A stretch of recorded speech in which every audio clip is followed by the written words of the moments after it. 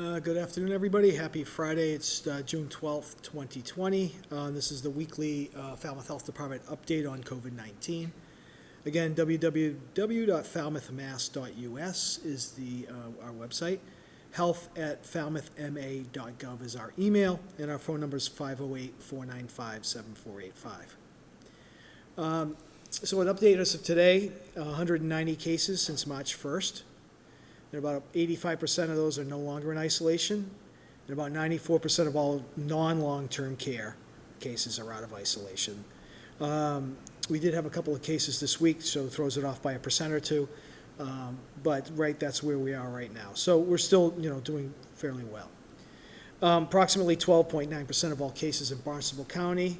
Again, our max was earlier in April at 23%. We're 14% is expected. We're still slightly less than our expectation, but pretty much relatively on par. Again, the VNA and the health department, especially with the VNA, continue to perform isolation, contact tracing, and doing all the same stuff that we've normally done since the beginning.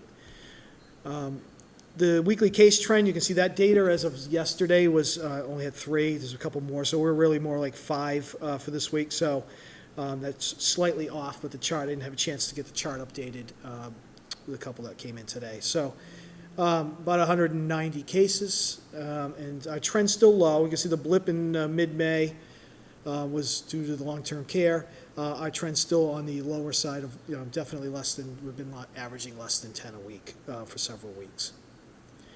Again, this data as of yesterday shows us slightly just under 200 cases. Statewide, again, you can get this from the state's dashboard, updated about 4 o'clock every week.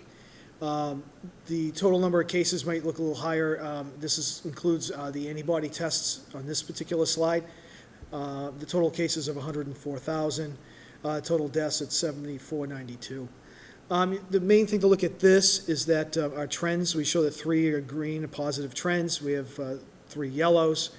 The contact tracing capabilities will stay there until we get to 2,000 contact tracers, and so that'll stay there for a while. So looking at not just that one, it's 3 out of the 5 main ones that we look at data on is showing on a green trend still. The total number of confirmed cases, which is the number we were generally using on earlier presentations, is 354. Earlier in this week, it was around 200, so we're sort of floating between the 200 and the 400 this week, which is definitely better than the 1,000 that we were getting and then the 800s we were getting on a daily basis.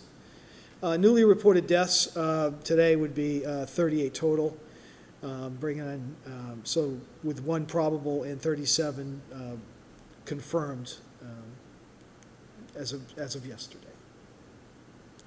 Here's our major indicators. They still are on a good slide.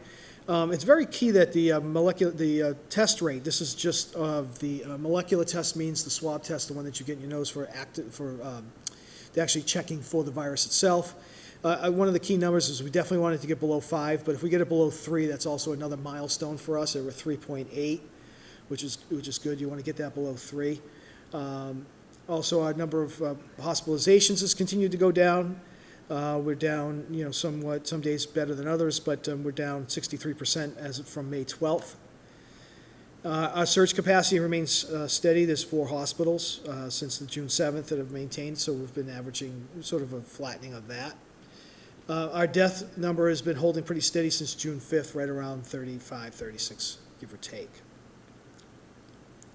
By county, you can see that Barnstable County's leveled off. There's 1474 as of the 11th. This is Thursday the 11th.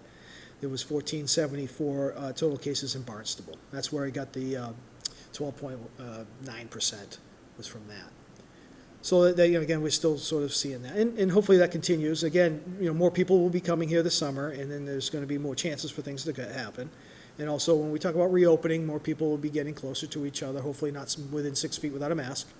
But so, we'll see what happens throughout the summer. But right now, Barnstable County's been remaining relatively steady as well. Our rate, again, comparing it to the state, this is done on a weekly basis, so the number's a little bit lower. 186 was what it was on Wednesday, which is our rate is per 100,000 is just under 600 per 100,000. Whereas the state's rate is 1,437. So we're still right around that we're up to 2.4 times lower rate than the state total. And so, you know, those numbers really haven't changed too much. They will fluctuate a little bit, but we're looking pretty good in terms of still doing much better than the state in terms of our rate based on our population. Hospitalizations, you can see that downward trend, all those negative numbers since late April. Very few upper ones. So our current hospitalization rate is at 1,200, and that's as of yesterday. Looking at long-term care facilities, again, it's been relatively stable. About 63% of the deaths have been attributed to long-term care. Of course, we've talked about that in previous presentations. It's what's happening. It's what's happening in other states. Total number of all cases is 22.4%. These are our weekly updates. These are updates as of Wednesday, showing the Royals and JML cases. They're doing pretty well. Royal has not had new cases this past week. JML, I believe, had one. So they're doing fairly well. Where we had the blow up with Royal, they've seemed to keep that under control. And so that's the data for the week. And you can check that. This is a weekly check-in. You can do it the same DPH COVID website. They give you a daily and they give you a weekly. The weekly's done on Wednesday, and that's where they do the nursing homes now. They used to be done on the daily one. It's now on the weekly one. This is from the Barnstable County website for hospitalizations. If you look from 6.3, 6.8, 6.9, been relatively stable at about 5 or 6 hospitalizations with 1 or so intubations or ICU bed occupied beds, ICU occupied beds, not necessarily intubations, which is the vent. And it's been relatively stable now since early June, and hopefully, again, continues. Barnstable County Healthcare testing continues at the drive-through. Hours are Monday through Saturday, 9 to 5. Your physician will determine the need for a test and will continue to schedule with the testing center. There are some also available. Some of the pharmacies and walk-ins may also be doing it, so that's another avenue in which you can get it. They're all, if you end up positive, you'll all end up at the same Maven website, which the VNA and myself track, and you would go through that process. Regardless of where you get tested, a positive test for COVID is a positive test. So it becomes a case number in Maven, our epidemiological tracking website and dashboard. And so the VNA and myself go on that and do the disease and the contact tracing from there. So it wouldn't matter necessarily where you got it from. If it's a swab test in your nose and it goes to a lab, it's all going to be reported the same. Reopening, as you know, this past June 8th, outdoor restaurant seating is now allowed. Restricted occupancy, but retail is allowed under restrictions. Lodging and short-term rentals are allowed. They have guidance as well. Rec camps have a very, very difficult, a very ominous set of rules and guidance, so it's going to be real, some of the rec camps. Sports fields are allowed to stop practicing, and the semi-public, public outdoor pools. Outdoor only on this, not in the indoors. Each one has their own guidance. If you happen to be involved with one of those and you're an owner of one of those or a manager of one of those, we can help you if you call us, but the guidance is fairly clear, and it's on the state's reopening guidance website. Restaurants, specific to restaurants, in the last presentation I said the Board of Selectmen approved an expedited permitting process for the additional outdoor seating, changes in parking, tents, alcohol service, outdoors, etc. There's a process that if you're a food establishment and you want to do this, you have a process. There's an application through the town manager's office, and the town departments hope to have the whole process done within 3 days. But that's only with completed applications. So if an application comes in with one of the things we look for is a map showing the outline of where all the seating's going to go.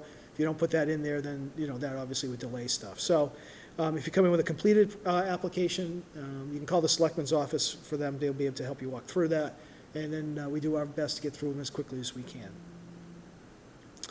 Springtown meeting will happen on June 22nd at 6 p.m. at the turf field at the high school. It'll be an outdoor event.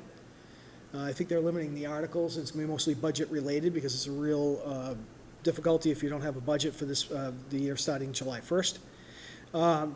That's a map of the turf field showing in blue where the seats would be placed. The town moderator and department heads and everybody who sits up top will be up where the fans would sit in the bleachers, and then the seats would be down on the turf field. Hopefully we'll have good weather. And that's where we're at with town meeting. Specific questions, it would best not come to me, it would best be to go to the selectman's office. But we need to get a budget passed, and so we're going to have an outdoor town meeting. We're going to keep it as safe as we can. So a recap, metrics continue on a downward trajectory. Falmouth are low. We did have a couple this week pop up in the last couple of days. And so we just want to make sure we stay the course. We are having more, obviously we're having more people here, you know, things can happen, but we did have a few this week, still on the low side. Phase 2 is underway for the reopening, and hopefully the metrics continue on that, on the greens and yellow lights and not on the red lights, so we don't have to go backwards. But Phase 2 is underway, and town meeting is scheduled at the turf field on the 22nd. So that's all I have for this update, and we'll talk to you next week.